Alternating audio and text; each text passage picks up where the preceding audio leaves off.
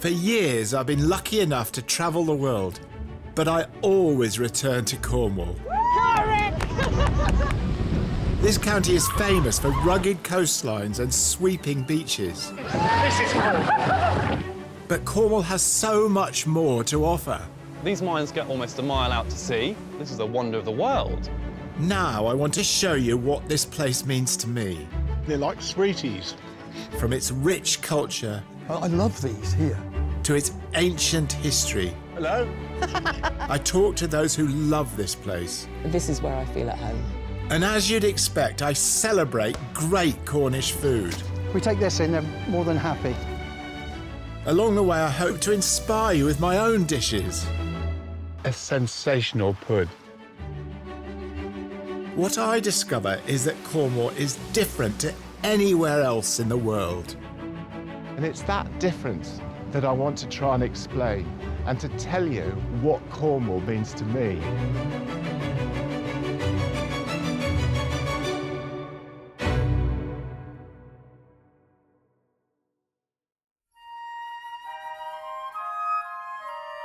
I've lived on the North Cornish coast for most of my adult life, next to the very beautiful Camel estuary.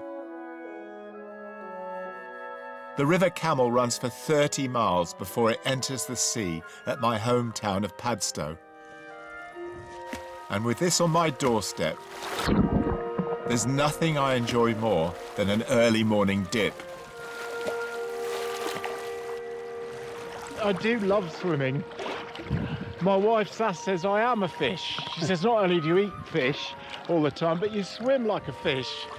So maybe there is something sort of aquatic about my life. I tend to feel very at home in the sea. As long as it's nice and calm like this, of course. This is where, as a young lad, I fell in love with Cornwall.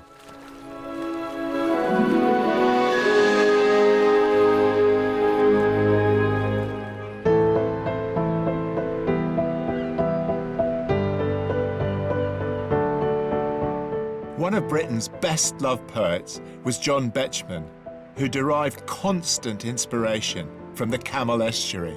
Travelling from London on the grandly named Atlantic Coast Express, he declared this final stretch along the estuary as the most beautiful train journey he knew.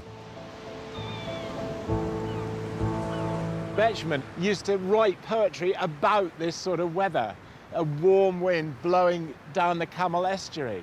And he'd also be writing about the Doom Bar, which is just over there.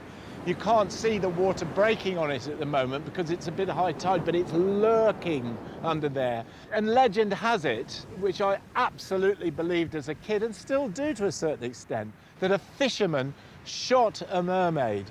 And so vexed was she that she put a curse on the estuary and on the town of Padstow by creating this vast bar of sand, which has been so dangerous, has wrecked so many ships and drowned so many sailors.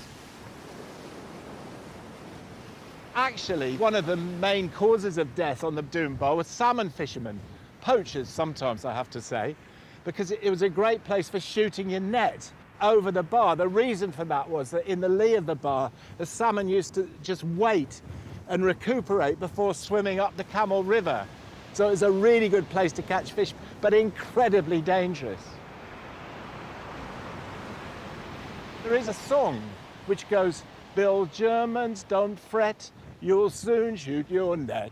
You'll shoot it right over the bar, the bar, the bar, the bar. You'll shoot it right over the bar."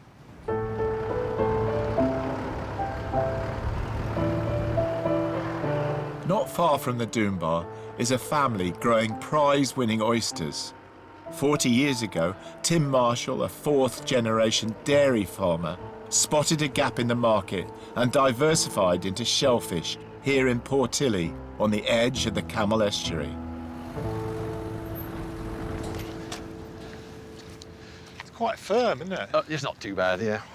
I wouldn't want to see you in your loafers, that was all. Not in my loafers. So this is the nursery. No, I've seen a few oyster setups, but how does this work? This is based on an American-Canadian idea. Yeah. When the tide comes in, these floats float the oysters up to the top, in the top level where there's a lot more food anyway. And it also, when it's rough, it gives the bags a good shaking. If you don't shake them, they all get washed to one end and they can't grow properly shape-wise, so you get a poor shape. In this bag is 1,200 oysters, which fit into a half-pint pot to start Really? with. Yeah. So what happens? So the seed arrives in a post, believe it or not. In the post? In the post, in about 6 boxes. And this is the size they arrive at. That's what it looks. They look like. That's when they come. Yeah. So they're about 3 months old by then, and this is what they've done in 2 months. And you can see there, this is the growing edge. Yeah. So if you keep trimming that off, they grow deeper instead of flaring out. So how many seeds would you buy every year then? So, depending on the year, either 1 million or 1.5 million, depending on the space we got left over. So 1.5 million. 1.5 million seed, yeah. After a year in the nursery, the oysters are split from 1,000 per bag to around 100, allowing them to increase further in size. Have a look. God, that's a lot of growth there, isn't it, I guess? So what would you do here then? So the secret now is to, on the racks, Yeah. we will unhitch the bags, give them a good shake, which will give this effect of knocking the new growth off. And then when it starts to grow again, the shell will go deeper. So you get a nice flat top with a deep shell, so you can get a decent size meat in it. I suppose it's like pruning a tree, isn't it? You're cutting all the growth off to concentrate on the fruit or on the oyster in this case. Exactly. That's exactly what we're trying to get, a nice deep flat top. Now people often ask why we've grown them on trestles, why not just on the floor? The trestle will keep up out of the mud. It gives us a method of moving them and keeping them knowing where they are, and gives us that ability to shake them.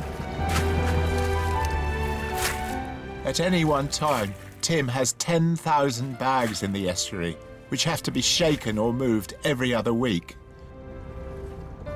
So these oysters are now coming up for their 2nd year. Would you say that was a perfect shape? Just about, yeah. Yeah. When this new growth gets chipped off, then you get a nice flat top. taken That's in. great. That's Yeah. lovely. So I was just thinking, I'm really enjoying this because everything you're telling me, I'm probably going to put in little bits of blurb on my menus, Tim, you know, because I think the more you tell people about why these are so special, the more they enjoy them. Oh, good. Please do. King James I said it was a brave man who first dared to eat an oyster. Thankfully, these days, oysters must be cleaned and then purified with ultraviolet light to remove any bacteria that may give rise to an upset tummy.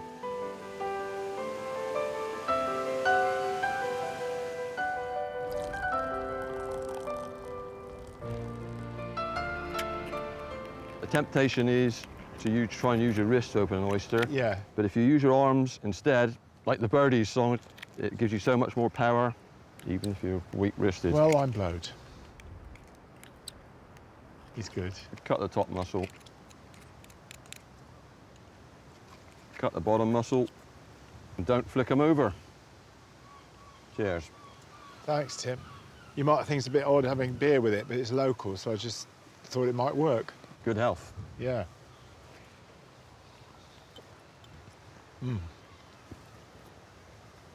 Lovely.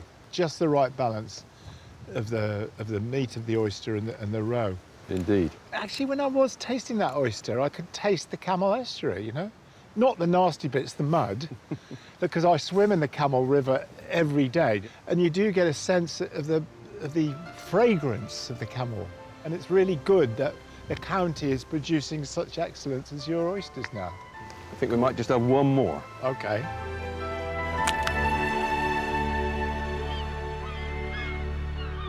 With such fantastic fishing and a beautiful coastline, it's easy to forget that this isn't all Cornwall has to offer. So much of its rich history lies inland. For centuries, this proud county was a fairly independent nation within England.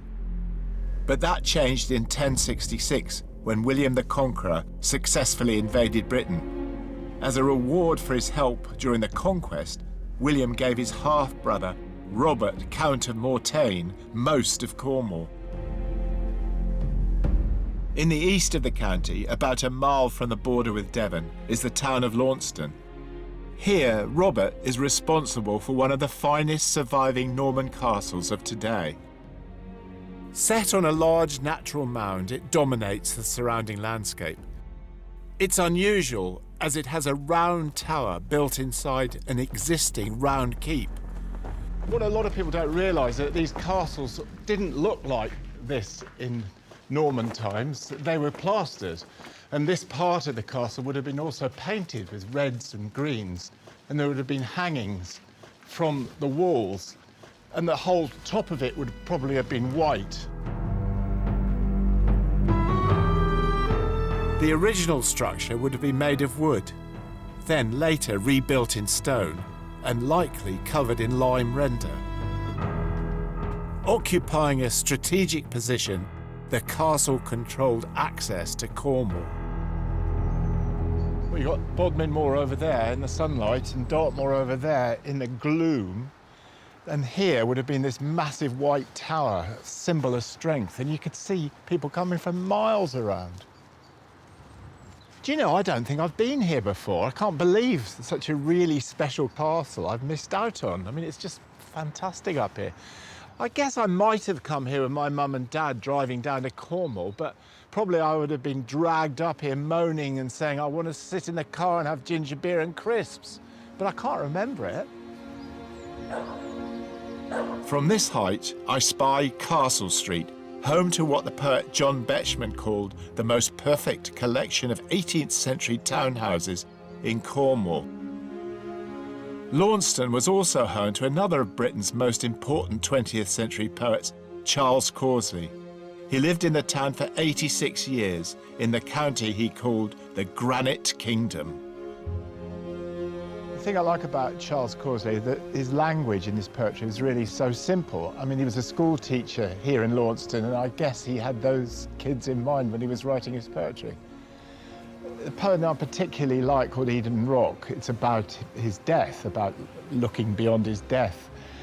You may remember I had a Jack Russell called Chalky I was very fond of, and the beginning of Eden Rock, it runs like this. They are waiting for me somewhere beyond Eden Rock. My father in the same suit of genuine Irish tweed. His terrier Jack, still 2 years old, trembling at his feet. Always remember Chalky used to be going, ah.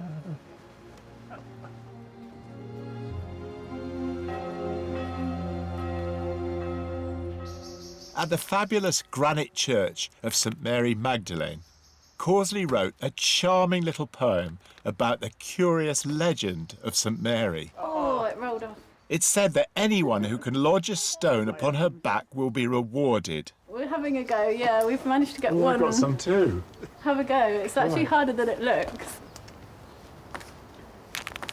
Oh, It's because it hits that top bit there. it does. It's too low. Is there something a bit wrong about throwing rocks at a statue of Mary?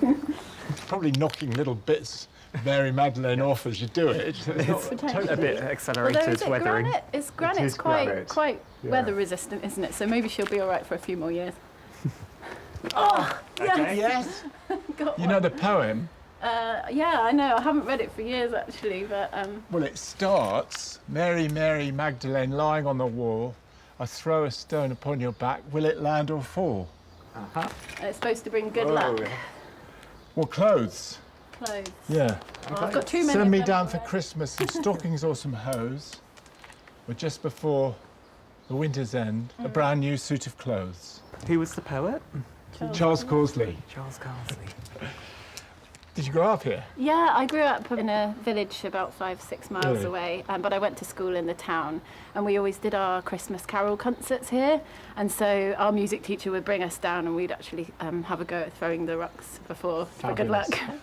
I actually don't get up to Launceston much, but it's really, really nice. We call it Launceston, but the locals call it Lanston. That's right, Lanson. Lanson. Yeah, you kind of miss out all the C's and T's, so it's Lanson, Lanson. If you're a local, that's how you want to pronounce it. Lanson. Yeah. So it's a bit like pasties and pasties then. Kind of, yeah. It's the ah. It's the kind of Cornish drawn-out ah sound that you want to nail if you. Lanson. Yeah, that's it. Fabulous. Well, whichever way we look at it, it's a very, very nice town. In typical Cornish style, as we headed west to Land's End, the storm that had been threatening finally broke. Baby, I've been here before. I know this room. I'm driving in what is known as the Gloomy Boys Land Rover. And the reason for that is I generally travel with Chris, the cameraman, who loves gloomy music. But it's not really gloomy, it's romantically gloomy. And we love it.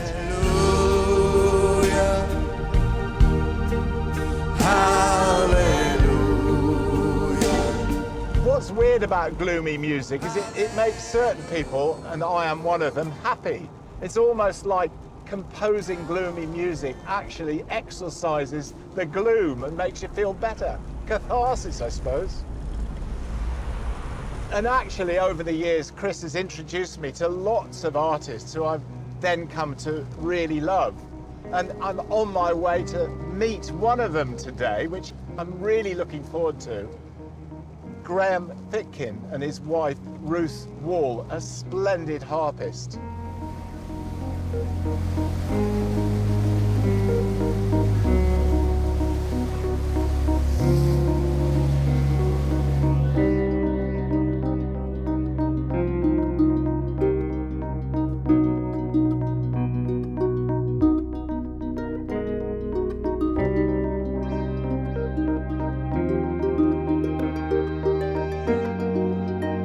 Born in West Cornwall, it's only natural that the Cornish landscape and history has inspired some of Graham's compositions.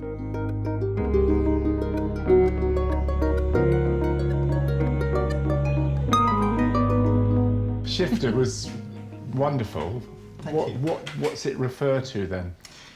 Well, it sort of refers to a syndrome, if you like, called shifting baseline, which is a term, quite a lofty term, for ecological, environmental degradation and how we don't notice it happening over generations quite often. Because we can all refer to, oh, it wasn't like that in my day when we were younger. We understand those points of reference, but what we don't notice is how things have changed before we have any reference point, before we were born. So that's what this is about. It's about how these baselines that we all have, the norm that we all refer to in our lives, constantly changes. You know, listening to Shifter, it's very lovely music, but there was some sort of tension in the music. Is that intentional? Yes, there's constant tension. I quite like the fact that Graham's putting that sweet sound with something quite nasty, actually, quite kind of subversive. And the electronics, you know, the Moog has got quite a cool sound, but it can also be quite wild and really overpowering.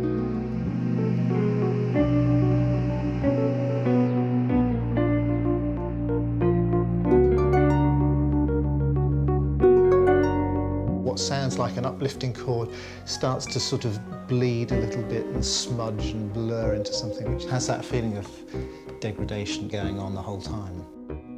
And I think that's the thing about shifting bassline, is it's so incremental that we don't notice that difference. Well, I mean, when you're saying that, I think about something like wild salmon in the Camel Estuary or crayfish. Yeah. You know, when I started cooking in the sort of 70s, we used to get these massive crayfish. But these days, you get occasional crayfish and you get occasional wild salmon, but you don't sort of notice it. And, you know, but the fact that so much has changed and so much overfishing has happened. Yes. So basically what you're saying is, this is what's going on. It is, and it's not just the overfishing, it's all the other stuff which is there. One of Graham's career highlights was in 2010, when he performed a piece with Cornwall at its heart. Entitled PK, it was inspired by the old Porthcurno telegraph station. Here, undersea cables carried messages around the world to places as far away as Mumbai, or Bombay as it was called then. So PK starts with Morse code, and it's just on percussion. I don't have the drums here, so I'm going to do it on cowbells. These rhythms were taken from messages which went out under the sea, so this is how it starts.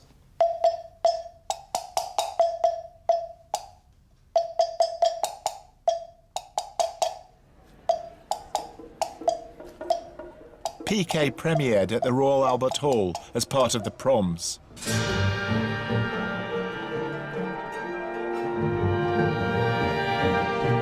It was performed by the BBC Family Orchestra, including members from the BBC Concert Orchestra and over 200 amateur musicians.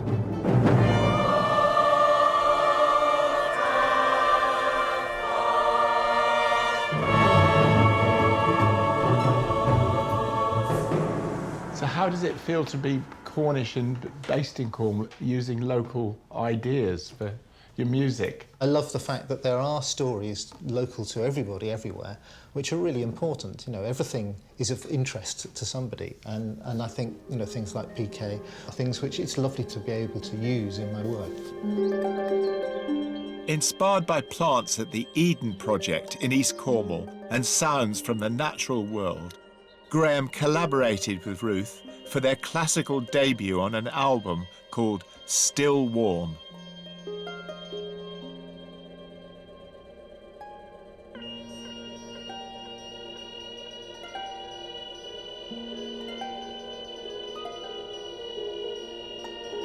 A lot of the music which harpists play, forgive me if I get this wrong, is sort of quite romantic and a bit dull for you, would you say? Graham, that's terrible, shocking behaviour. I'm being put right straight a away. lot of it is romantic, yeah. I would say it was dull. And so what I wanted to do was put the harp in a different context and not just do the sort of cliched things which you might expect to hear with a harp.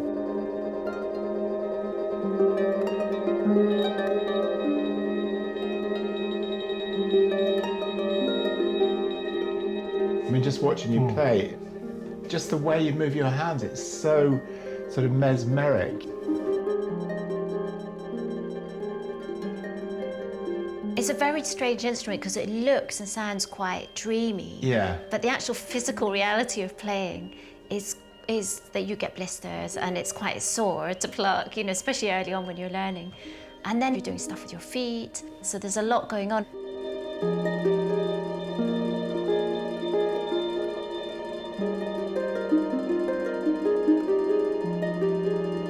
At the Eden Project concert, Ruth played 3 different types of harp. This one is a Bray harp. It's a bit like one of those angel harps that are in the Renaissance pictures. So it looks pretty beautiful. So I'll just let you hear a wee bit of it. Love to.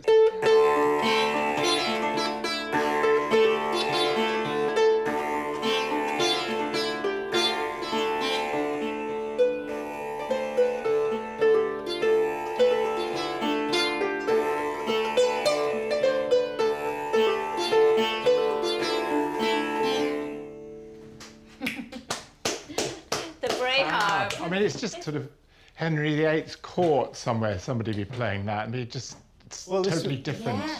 I mean, for 500 years, this was the common harp in Europe. Really? You can't kind of conceive of it now when everyone thinks of Well, sort of lyrical. This is a bit more like, you know. Yeah, it's very ballsy. Yeah, but the very fact that you're thinking about the physicality of the instrument that you're writing about is extraordinary. I mean, I love doing it, I suppose. Like you love doing your job, I love doing this. And That's my next life, learning how to cook fish. Really? I really, really can't cook fish. Graham doesn't eat it. That's a terrible admission to you. You don't understand, Graham. you should come, I'll cook for you. Cornish fish, you know, just simply cooked. I mean, you could not possibly fail to love it. And I'm going to prove it. Here, in this beautiful cove I used to visit as a child, I want to show you how to cook a dish most people would never dream of trying at home. And yet it's one of the easiest and quickest meals you can make. Cornish mussels in cream and cider.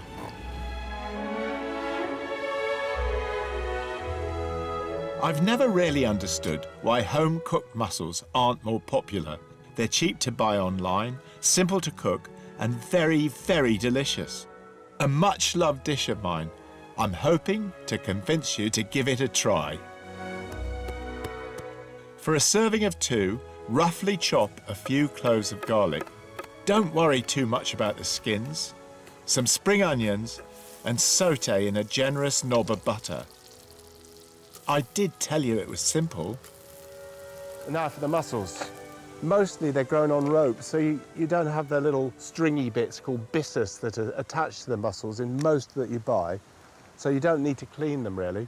Also, you will find a couple still a little bit open.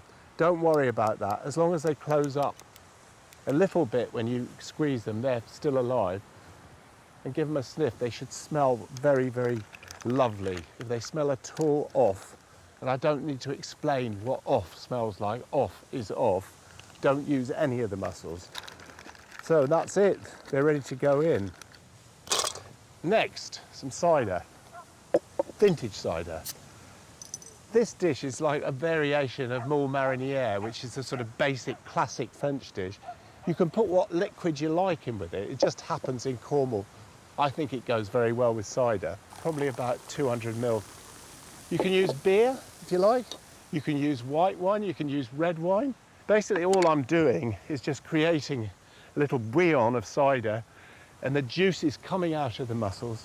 Put a lid on now to hasten these things. Once the sauce is boiling, cook the mussels for about 2 minutes. Great, that's come up to speed now. So one of the things with mussels is when they've opened, it's time to finish the dish. Otherwise, the mussels cook too much. A big dollop of cream, like that. And I'm going to put a little sort of bouquet in here of some thyme and a little bit of bay leaf, as you can see, just throwing everything in. And finally, some sorrel, which I grow. If you can't get sorrel, use spinach. But actually, if you know what sorrel's like, you can get it around the hedgerows at this time of year, wild sorrel, and it's got this lovely astringent taste. Finally, some pepper, plenty of pepper. And then now a nice stir. And that is ready to go. And you can almost do it as quickly as unwrapping a sandwich. It's just smelling absolutely lovely. And you know, the soup that I've created is actually the bonus. It's eating the mussels that will be the big pleasure. How about that? People are often saying to me, what would your last supper be? And I often say moule marinière, but in this case it wouldn't be mussels with white wine and onions and garlic. It would be Cornish mussels with sorrel, cider, spring onions and cream. A taste of Cornwall.